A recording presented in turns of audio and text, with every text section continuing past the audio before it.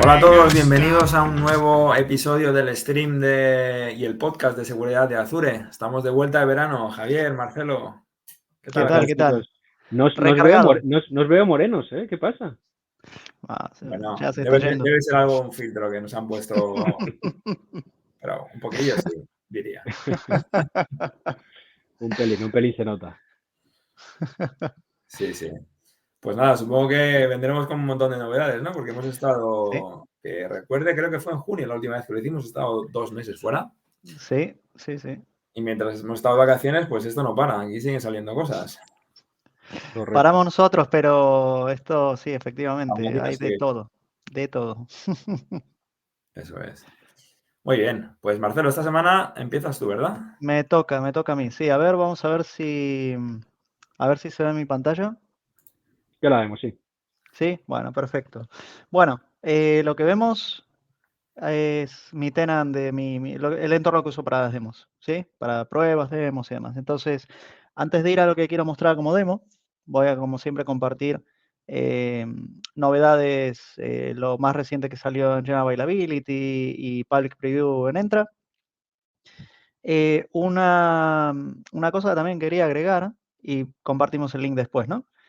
Hay una comunidad de Entra en LinkedIn en la que se comparte, además de que se comparte mucha información, mensualmente se comparte un PDF que es básicamente el roadmap público que tenemos, ¿sí? Que tiene esta información, al final es un resumen, está muy completo sobre las General Availabilities y las Public Previews. Así que yo voy a poner el link en el chat, perdón, voy a compartir el link después para la gente que se quiera sumar, porque al final es una buena manera de estar un poco al tanto y recibir las novedades sin tener que estar mirando múltiples fuentes, ¿no?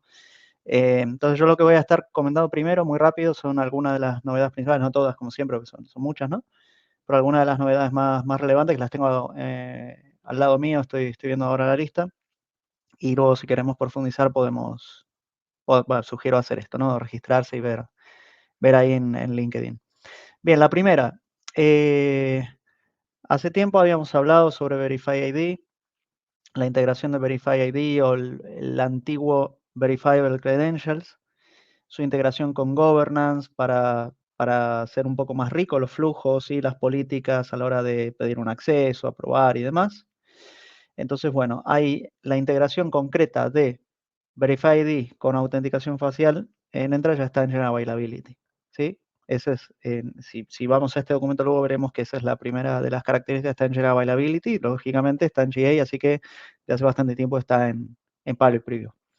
Es una característica interesante, es cierto que es para casos de uso bastante específicos, pero sí que está creciendo la adopción de todo esto. A ver, la Face ID o Face Check, como se llama, es una de las características, ¿no? Pero bueno, tiene también validación de vía QRs y demás cosas. Así que bueno, esto está en General Availability. Después, la otra relevante que tenemos en General Availability es la posibilidad de poder usar Custom Security Attributes en Lifecycle Workflows en Identity Governance. No vamos a explicar ahora lo que son Custom Security Attributes, ya lo explicamos en sesiones pasadas, pero bueno, es básicamente similar a la facilidad similar a poder extender como el esquema, vamos a decir, aunque no es eso, pero poder asignar atributos personalizados a aplicaciones, usuarios y demás, sin necesidad de tener que usar atributos extendidos, por ejemplo. Bueno, ahora tenemos la posibilidad de usar esto en Lifecycle Workflows en Governance y esto está en General Availability también. Después, una súper interesante para los miles de clientes con identidades híbridas que tenemos en el mundo, y es que se va a poder sincronizar hacia on-prem el cambio de estado del usuario. ¿Sí? Por ejemplo, si habilitamos, deshabilitamos o incluso borramos una cuenta de usuario a través de un Lifecycle Workflow, si esa cuenta es sincronizada, el Source of Authority, el SOA, es el directorio on-prem, esos cambios se van a sincronizar también hacia abajo, ¿sí? O sea, estamos ya incrementando o ampliando un poquito más las posibilidades que tenemos desde Governance para también hacer gobierno de on-prem. Bueno, General Availability significa que estaba en preview también desde hace tiempo. De hecho, ya lo habíamos comentado en su momento. Entonces, esas 4 cosas, ¿sí? Pero el documento tiene, exactamente, voy a decirlo, tienen 3, 6, 9 novedades, 6 en General Availability y 3 en Public Preview, que las podemos ver luego, ¿sí? Para crear un poco de suspenso. Bien, lo otro que quería mostrar es relacionado con Security Service Edge, nuestra solución para, bueno, Internet y Private Access, solución que anunciamos en General Availability el 11 de julio de este año, junto con también la General Availability de la Entra Suite, nueva solución, nuevo SKU que incluye estas 2 soluciones, Internet Private Access, ID Governance, ID Protection y Verify ID. Y básicamente lo que voy a mostrar, porque las demos de esta solución, yo suelo hacer demos de hora y media, así no es la idea ahora, ni mucho menos. Pero lo que quiero mostrar es un poco los componentes, los primeros pasos que hay que dar para poder habilitar la solución y poder empezar a probarla, ¿sí? Entonces, bueno, este es el dashboard, ¿sí?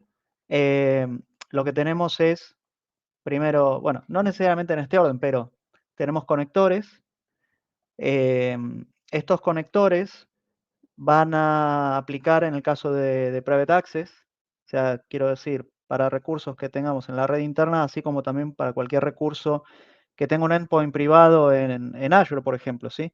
Puede ser una base de datos de SQL, un Azure SQL con un endpoint privado, ¿sí?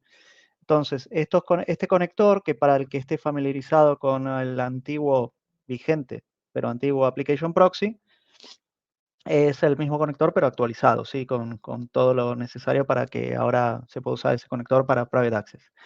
Entonces, lo que necesitamos hacer es, de cara a hacer una POC, una prueba de concepto, podemos instalar uno, ¿sí? Con uno es suficiente. Luego, en producción, lógicamente, necesitamos alta disponibilidad. Pero bueno, tenemos uno, lo podemos instalar en una máquina que tengamos en nuestra red, y eso lo que va a hacer es establecer básicamente un túnel con nuestra red global, ¿sí? Con Azure, en este caso, bueno, con Entra en realidad. Y a partir de, a través de esto es que se van a generar todos los túneles correspondientes y todo el tráfico fluirá hacia los recursos internos y demás, ¿sí? Por eso ahora lo explico un poco rápido. Luego, segundo elemento que necesitamos, como digo, no necesariamente en este orden, pero necesitamos estas 3 cosas que voy a comentar, ¿sí? El cliente. Tenemos clientes para Windows, para Android, iOS, Mac, ¿sí? Saldrán otros, ¿sí? Ya hay cosas que, bueno, ya saldrán en breve, se anunciarán en breve. Por el momento necesitamos instalar, descargar, instalar el cliente de Windows, ¿sí? Luego ya en el futuro la cosa cambiará, pero de momento necesitamos hacer esto.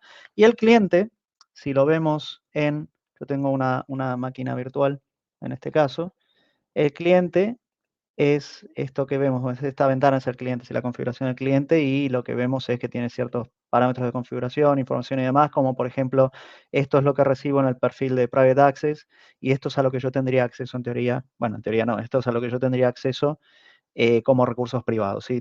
En este caso es una demo, tengo direcciones IP, rangos, ¿sí? Puertos y demás, pero bueno, es lo que tengo publicado. Y la tercera cosa que necesitamos es, si nos vamos aquí, perdón, esto no es aquí, es en Traffic Forwarding, necesitamos habilitar los perfiles correspondientes. Yo tengo los 3 perfiles habilitados, sí, M365, Private Access, Internet Access. Y después ya, vamos a decirlo de manera un poquito más rápida, resumida, habrá que crear las políticas de acceso condicional correspondientes, hacer la asignación de usuarios correspondiente y demás, para que, bueno, todo esto empiece a funcionar, ¿no? Pero bueno, estos son, en principio, los 3 elementos que necesitamos. Luego, el siguiente paso, y aquí es donde voy a parar la demo ya después de explicar este siguiente paso, porque como digo, si no se hace muy extensa, pero el primer paso habitual que dan los clientes, la gente que prueba la solución, en general, tengo un solo caso que no, pero bueno, esto es una lección también, es el uso de Quick Access. Quick Access lo que nos permite a nosotros es hacer una publicación simple y rápida de recursos. Hablo de Private Access, ¿no? De recursos. En este caso tengo algunos con IPs individuales, luego tengo un rango de direcciones IPs con puertos y demás. Esto trabaja a nivel capa de red, entonces es TCP, UDP, en términos simples. Pero ¿qué pasa? Si publico un rango de direcciones IPs, esto lo que me va a permitir a mí es usar o beneficiarme del uso de Application Discovery. Que Application Discovery lo que va a contener es, o se va a alimentar de, perdón, esto ahora es que mi sesión caducó, pero bueno, las demos en directo son así, ¿sí? Application Discovery lo que me va a permitir a mí es poder crear aplicaciones en donde yo puedo agrupar diferentes recursos que voy descubriendo en este segmento de red, por ejemplo, ¿sí? Entonces, lo que va a pasar es que si tengo máquinas virtuales a las que accedo vía RDP, recursos SMB, SSH, lo que sea, o aplicaciones, ¿sí? Aplicaciones web que pueden ser modernas o legacy, por ejemplo, todo eso lo voy a estar descubriendo a través del cliente que tengo instalado en mi máquina. Se va a estar informando, se va a estar colectando en Application Discovery, y lo que va a suceder es que posteriormente yo podré crear mis aplicaciones. Tengo una creada en Enterprise Applications, que es esta de Test Discovery, en donde, por ejemplo, podemos ver que en Network Access Properties lo que hice fue agregar como recurso una máquina que tengo en mi infraestructura para probar el acceso vía RDP, ¿sí?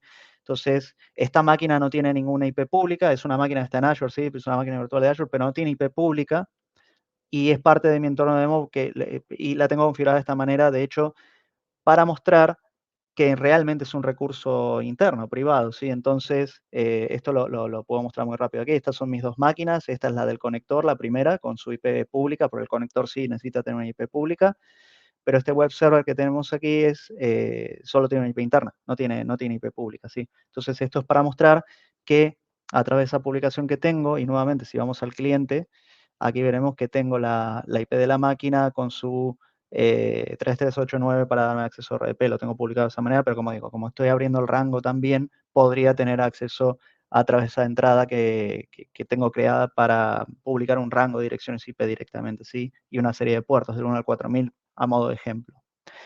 Bueno, para dar tiempo a mis compañeros, la vamos a dejar aquí. Simplemente lo que voy a hacer es, en el próximo, voy a seguir mostrando cosas, pues es un tema que es muy amplio, ¿sí?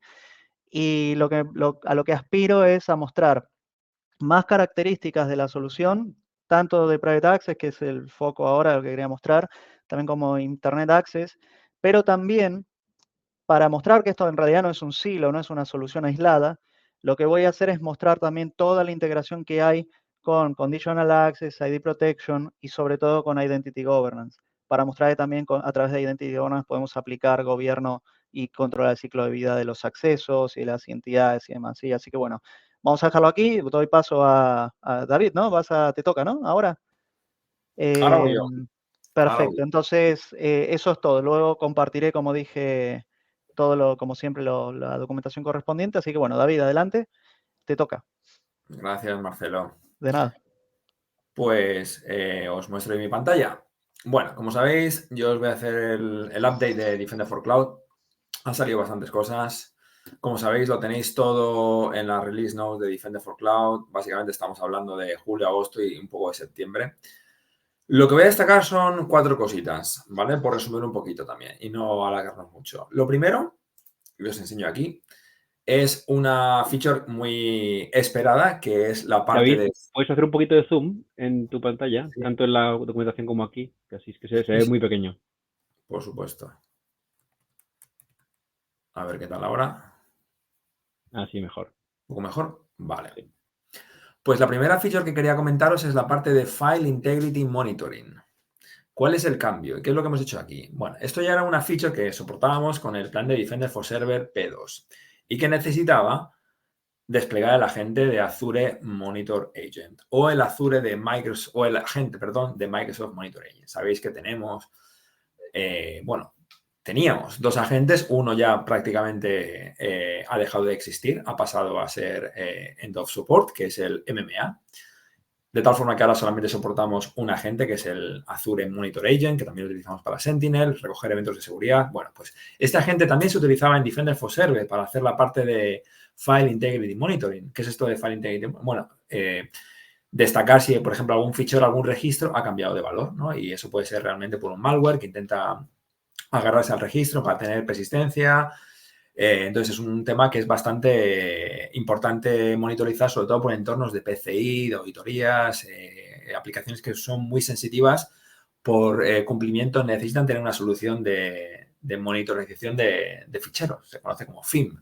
Esta feature necesitaba de este agente, uno de los dos, ¿no? Bueno, pues ahora mismo lo que estamos haciendo es desplegar esta feature sin ningún agente, que sea completamente agentless, ni siquiera con el MMA o con el Azure Monitor Agent. Lo que estamos haciendo es, como al final Defender for Server lo que hace es tirar del Defender for Endpoint, el EDR, pues es una capacidad que se ha integrado, que está cocinada dentro directamente del Microsoft Defender for Endpoint. Entonces, lo único que hay que hacer es activarla. Primero, asegurarnos que cuando activamos Defender for Server estamos desplegando el EDR, ¿vale? El Defender for Endpoint también. Si tenéis auto provisioning lo va a hacer automáticamente.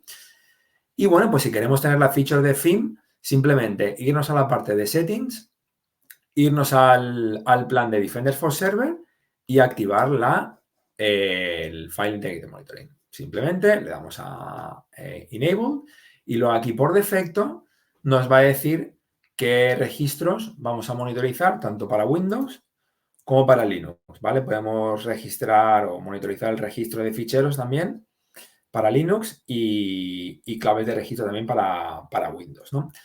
Hay una feature que es simplemente, no sé si tenéis un poco de experiencia de la antigua solución de pedir, aparte de los que te saca por defecto, decirle tú cuál quieres. Por ejemplo, si hay algún fichero, algún registro que no está aquí. Eso va a salir en poco tiempo, pero ahora mismo lo que te sale es un cajón de claves de registro de ficheros por defecto.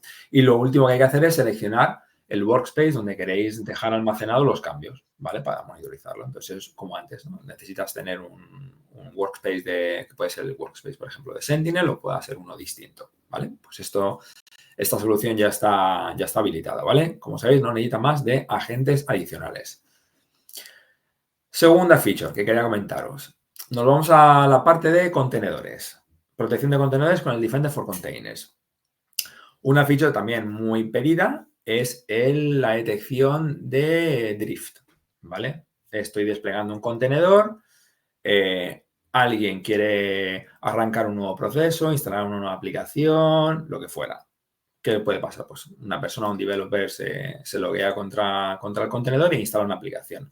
Eso no es una buena práctica. No desde seguridad, sino desde un punto de vista también de ciclo de vida de DevOps. Lo que habría que hacer es tener una golden image donde realmente trabajas con esas aplicaciones y desde ahí desplegas. Simple. Si tienes que cambiar algo, matas el contenedor, trabajas en un contenedor que es el bueno, el que tiene todos tus aplicativos y desde ahí desplegas, ¿no? Entonces, si vemos que durante el ciclo de vida de un contenedor que está viviendo, de repente tiene una aplicación nueva, puede ser porque haya algún proceso malicioso que esté haciendo algún tipo de operación rara y tal, ¿no? Entonces, esto es una feature bastante importante de monitorizar y tenemos esta solución que se llama Binary Drift Detection. Entonces, aquí lo que nos da son dos reglas por defecto.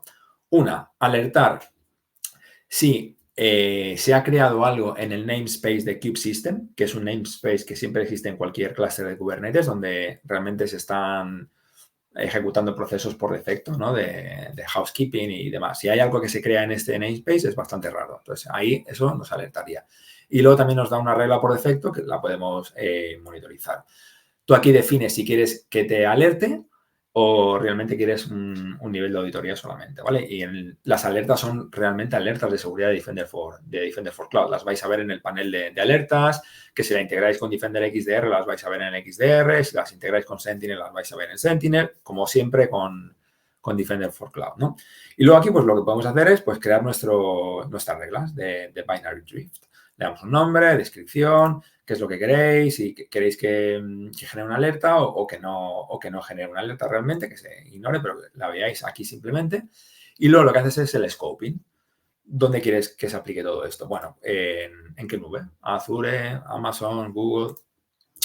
Y luego podéis hilar fino en cuanto a, por ejemplo, si queréis que esta regla ataque a todo un namespace o ataque una imagen con un nombre específico o al contenedor con un nombre. O, por ejemplo, a los pods siempre en Kubernetes se ponen etiquetas, labels, ¿no? O, por ejemplo, para un clúster específico, etcétera, etcétera. ¿Vale? Entonces, ahí hacéis el scoping. Y luego, si queréis ignorar algunos procesos, yo qué sé, porque alguien siempre puede que este proceso siempre se pueda añadir, ¿no? Pues, bueno, que no te salte una alerta para este caso. Entonces, aquí ponéis una allow list de estas, ¿vale? Y nada, la dais a aplicar y listo.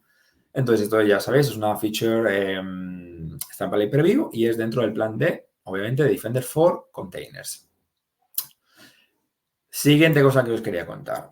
Bueno, una nueva feature que ha salido también, que está en preview, que es Guest Configuration. ¿Qué es esto de Guest Configuration y por qué es importante? Bueno, una de las cosas que nos piden mucho es monitorizar, bastionar el sistema operativo de máquinas, ya sea de Linux o Windows, lo típico. Quieres asegurarte de que la configuración de una máquina o de un servidor esté siempre bastionada, ¿no?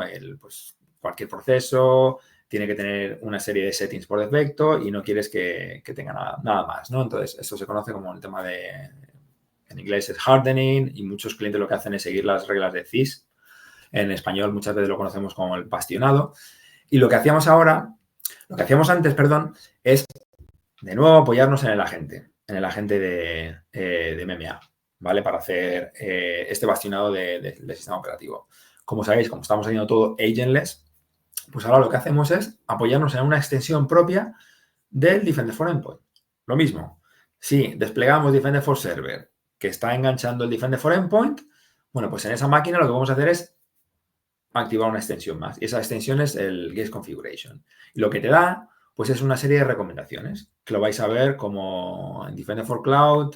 La recomendación es vulnerabilities in your security configuration of these devices. Entonces ahí te va a dar realmente las máquinas que no se están ajustando a lo que Microsoft piensa que es el best practice.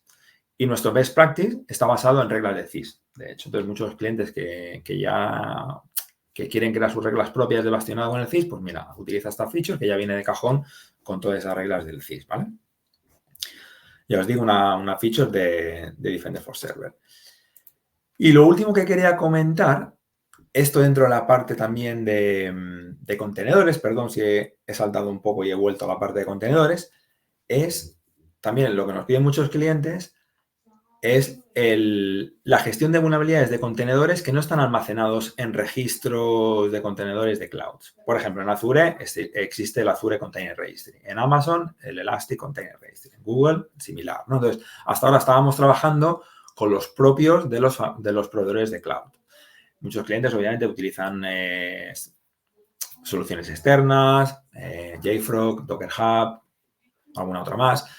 Entonces, Docker Hub es la primera de las soluciones no de un proveedor de cloud que estamos soportando para hacer la gestión de vulnerabilidades de esos contenedores y el inventario. ¿Vale? Esto es bastante importante. Docker Hub. Cualquiera que va a bajarse un contenedor de Docker Hub y lo va a lanzar en producción en un clúster de Kubernetes, debe hacer una serie de chequeos. Obviamente, quién sabe lo que hay creado ahí, ¿no? En Docker Hub hay mucha gente que contribuye, que comparte. Suelen estar bastante llenos de vulnerabilidades, pues no están patcheados, etcétera, etcétera. Entonces, pues bueno, nos conectamos contra el Docker Hub que tengamos donde están almacenadas los repos de contenedores, y a partir de ahí, pues bueno, empezamos a sacar un inventario y empezamos a analizar las vulnerabilidades. Y te sale todo listado como te saldría para el registro de Azure o de Amazon o de Google, exactamente igual, ¿vale? Pues estas son las 4 cositas por mi parte. Tampoco me voy a extender más y así lo dejamos para el próximo día. Muy bien, muy Estupendo, David. interesante. Muy bien, pues nada, me toca a mí, ¿no, chicos? Sí, parece. Muy bien. ¿Veis ya mi pantalla? Sí. Sí. ¿No? Vale, estupendo. Bueno, pues nada, chicos, yo, traigo una novedad fundamental y es la que quiero compartir. Llevamos tiempo ya mordiéndonos la lengua. No podíamos contaros nada sobre esta nueva capacidad, pero es muy, muy importante. Como podéis ver en esta transparencia, en esta slide, hemos añadido una nueva capa de ingesta en Sentinel y en Log Analytics. Como sabéis, antes teníamos Analytics Logs, teníamos también Basic Logs y ahora hemos añadido esta nueva capa, como veis aquí en la slide, que se llama Auxiliary Logs. ¿Cuál es la intención de cada una de estas capas? Bueno, Analytics ya lo sabíamos más o menos, ¿no? Los logs más críticos que tengáis de seguridad en vuestro entorno, temas, por ejemplo, como los logins que tengáis en Entra ID, los logins que tengáis otros clouds, otros proveedores, todos los temas de vuestro EDR o vuestro antivirus, todos esos logs son muy importantes desde un punto de vista de seguridad y queremos tener un hunting unas detecciones en casi de tiempo real, quieres tener acceso muy performante con mucho rendimiento a esos logs, con lo cual eso siempre queremos que vaya a Analytics Logs, ¿vale? Además, tú puedes, o por defecto viene ya en 90 días de retención interactiva, es decir, que puedo hacer query a esos logs durante 90 días y luego además puedo extender esa retención con nuestro archivado hasta 12 años, ¿vale? La segunda capa es Basic Logs, para logs de alto volumen que queremos utilizar para investigación. Son logs secundarios, es decir, no son logs que necesiten mi día a día para hacer investigación, para hacer detecciones, perdón, pero sí que pueden venir muy bien para acceder a ellos bajo demanda, para hacer queries después de un incidente, para hacer automatizaciones, etcétera. Estos logs se mantienen en formato interactivo durante 30 días y después automáticamente pasan ya a la capa de archivado. Y Auxiliary Logs es la nueva capa que hemos introducido, como digo, con muy, muy bajo coste. Luego os diré el precio, os enseñaré en la página de pricing de Sentinel, un coste muy, muy bajo. Estamos hablando de en torno a un 80% de descuento con respecto a Basic Logs, ¿vale? Basic Logs ya eran más baratos que Analytics y estamos hablando que Auxiliary es en torno a un 80% más barato que Basic Logs. Estamos hablando de un coste muy bajo, unos 0,15 céntimos de dólar por gigabyte, ¿vale? Es el precio que estamos viendo. Para esos logs que son muy, muy, muy, muy de alto volumen, que son de baja fidelidad, que tienen menor uso o menor valor de seguridad, pero todavía tienen valor de seguridad y también se mantienen por 30 días y capaces de luego ir en archivado hasta 12 años, ¿vale? Siempre intentamos enseñar a los clientes que tenemos esa clasificación de dos tipos de datos, ¿no? El dato primario y el dato secundario. El primero es el que contaba, pues esos típicos logs de nuestro EDR, de autenticación, auditoría de diferentes servicios cloud, logs de DLP, Threat Intelligence, etcétera, ¿vale? Y luego, sin embargo, tenemos ese otro tipo de logs, pueden ser los típicos logs de firewall, de proxy, NetFlow, etcétera, que tienen un volumen muy alto y aunque tengan valor de seguridad, preferimos tenerlos en una capa de almacenamiento que sea más barata, ¿vale? Con lo cual, como decimos, la capa primaria o el dato primario sería para Analytics, el secundario, depende del caso de uso, sería para Basic o para Auxiliary Logs. Aquí tenemos un pequeño árbol de decisión que hemos construido para instruir a los clientes cuándo usar cada capa, ¿no? Porque no es fácil. Como veis, si el log es el dato primario, arriba del todo, automáticamente iríamos a Analytic Logs, ¿vale? Si no es un dato primario, es decir, es secundario, depende un poco del caso de uso, ¿vale? Hay casos de uso en los que, por ejemplo, queremos hacer temas de compliance, auditoría, en este caso Auxiliary Logs es ideal porque es muy bajo coste, vamos a poder acceder a esos datos, pero el coste es muy bajo y no nos hace falta más funcionalidad encima de esos logs, ¿vale? Si queremos efectuar escenarios del SOC, es decir, detecciones, queremos hacer también investigaciones, etcétera, podemos enviarlo tanto a Auxiliary como a Basic Logs. Depende un poco de qué tipo de entorno tengáis, ¿vale? Si tenéis un entorno con una herramienta de third party, como puede ser Logs o Cribble, te aconsejamos Auxiliary, porque puedes hacer el parseo de esos logs de manera muy óptima en ese entorno de Logstash o Cribble, ¿vale? Si no tienes esa funcionalidad, Basic Log sería lo mejor porque ya con nuestras propias herramientas nativas de ingesta puedes tener un log formateado. Y por último, si quieres hacer un tema de Machine Learning o analítica de datos, puedes usar una opción como puede ser Azure Data Explorer, Azure Data Lake Storage o Microsoft Fabric, ¿vale? Esas serían las opciones que proponemos a los clientes.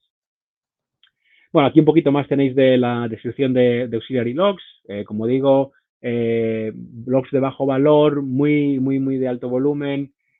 Podemos almacenarlos en una capa con muy bajo coste y ser capaces de añadir archivado de larga duración hasta 12 años y con esa utilidad para poder hacer hunting de amenazas o como datos de apoyo a una investigación que está en curso, ¿vale? También anunciamos hace poquito lo que llamamos Summary Rules. ¿Qué son las Summary Rules? Bueno, es una funcionalidad que viene muy, muy, muy bien junto con la capa nueva de Auxiliary, porque te permite agregar esos datos que son de muy alto volumen, agregarlo y mandar una versión más pequeña, una versión muy condensada de esos logs de alto volumen, enviárselo a otro tier, a otro de las capas de ingesta que tenemos en Sentinel. ¿Cuál es el ejemplo típico? Tenemos esos logs de firewall, por ejemplo, que son gigantes, varios teras al día, y obviamente no queremos gastarnos todo nuestro presupuesto en mandarlos a la capa de Analytics. Con lo cual, ¿qué hacemos? Lo mandamos a Auxiliary Logs y lo que hacemos es que con las Summary Rules decimos, oye, ejecuta esta query cada hora, por ejemplo, o cada 20 minutos, ejecuta esta query y sácame lo importante. ¿Qué es normalmente lo importante? Oye, dime la comunicación entre esta IP de origen y este API de destino y este puerto de origen y de destino y cuántos bytes se han intercambiado. Eso es lo que a mí me importa desde el punto de vista de seguridad. No quiero tener cada uno de esos registros de comunicación del firewall. Quiero tener la información de qué IPs se han intercambiado datos en mi entorno, ¿vale? Con lo cual, eso es lo que me da el Summary Rule. Me da una versión mucho más condensada, mucho más pequeña de esos logs del firewall y eso los puedo enviar a nuestra capa de Analytics para poder ahí hacer mi threat hunting, puedo hacer mis detecciones en tiempo real, puedo hacer reporting, etcétera, etcétera, ¿vale? Con lo cual, optimizamos el coste de una manera bastante importante, porque esos logs van a estar almacenados, la mayoría de ellos, en nuestra capa de Auxiliary, que es muy barata, y la parte que me importa desde el punto de vista de seguridad la tengo almacenada en mi capa de Analytics o de Basic, ¿vale? Aquí tenemos un poco, bueno, los típicos casos de uso que tenemos con la combinación de estas dos capacidades, ¿no? De Auxiliary Logs y Summary Rules, tenemos estas opciones, ¿no? Bueno, en esta slide, como veis, lo que tengo es un árbol de decisión en el que os enseñamos cómo averiguar o cómo elegir la capa de ingesta apropiada para cada dato que tengo, cada tipo de dato que tengo, ¿no? Entonces, como podéis ver, la primera pregunta es si el dato es primario o secundario. Si es primario, automáticamente va a ir a Analytics, y si es secundario, depende un poco del caso de uso, será Auxiliary, Basic Logs u otros tipos de almacenamiento. Si es compliance, va a ir Auxiliary, como veis ahí. Si es un tema de escenarios de analítica o de SOC, por ejemplo, detecciones o como por ejemplo threat hunting masivo, va a ser Auxiliary o Basic. Dependiendo de si usáis una herramienta de ingesta de terceros como Logstash o Cribble, va a ser uno u otro, porque bueno, todavía la ingesta en Auxiliary no permite el parseado automático, sin embargo en Basic sí, con lo cual si tenéis Logstash o Cribble que permiten ese parseado automático, preferimos que uséis Auxiliary. Si no lo tenéis, podéis usar Basic. Y por último, el tercer caso de uso es si tenéis intención de usar Machine Learning o analítica de datos en esos datos, lo lógico sería usar Azure Data Explorer, Azure Data Lake Storage o Microsoft Fabric, ¿vale? Aquí, bueno, que es un poco más caso de uso para esos logs de Auxiliary que ya he dicho.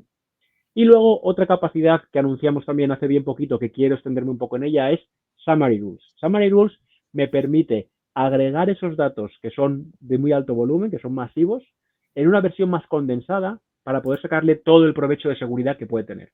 Típico ejemplo es logs de firewall, que son gigantes. Tengo una cantidad de logs muy, muy grande, varios teras al día muchas veces de logs de firewall que vienen en mi entorno, pero obviamente no quiero gastarme todo mi presupuesto en almacenar esos logs de firewall en mi capa de Analytics, porque son más caros, ¿no? Con lo que hago es mando esos logs a la capa de Auxiliary, capa auxiliar, y lo que hago es que creo una Summary Rule que corra cada cierto tiempo, por ejemplo, cada hora o cada 20 minutos. Y en esa regla lo que le digo es, oye, extrae la parte que me importa a mí de estos datos de firewall. Por ejemplo, qué IP de origen habla con qué IP de destino, en qué puertos de origen y destino y cuántos bytes, por ejemplo, se han intercambiado entre ellos. Eso es lo que me importa a mí desde el punto de vista de seguridad. No me hace falta saber cada uno de los registros de comunicación de ese firewall, sino esa parte condensada que va a ser un porcentaje muy bajo de volumen total de esos logs de firewall, ¿no? Con lo cual, como veis, la combinación de estas dos capacidades, Auxiliary Logs y Summary Rules, te da una serie de opciones bastante importantes, ¿no? Por ejemplo, detección de IOCs, de indicadores de compromiso que puedas ver en tu entorno, detección de anomalías, detección también de patrones no usuales de tráfico, etcétera, ¿vale? Con lo cual, como digo, muy importante esta nueva capacidad. Aquí veis un poco también más, nuestra única ingestion pipeline, que es la que nos permite ingestar los datos en Log Analytics, y que tenemos esas dos capas diferenciadas, Analytic Logs y Auxiliary Logs, ¿vale? Aquí también hablamos de retención un poquito, la interacción interactiva, la interacción no interactiva, y también en algunos casos también Azure Data Explorer es una opción, ¿vale?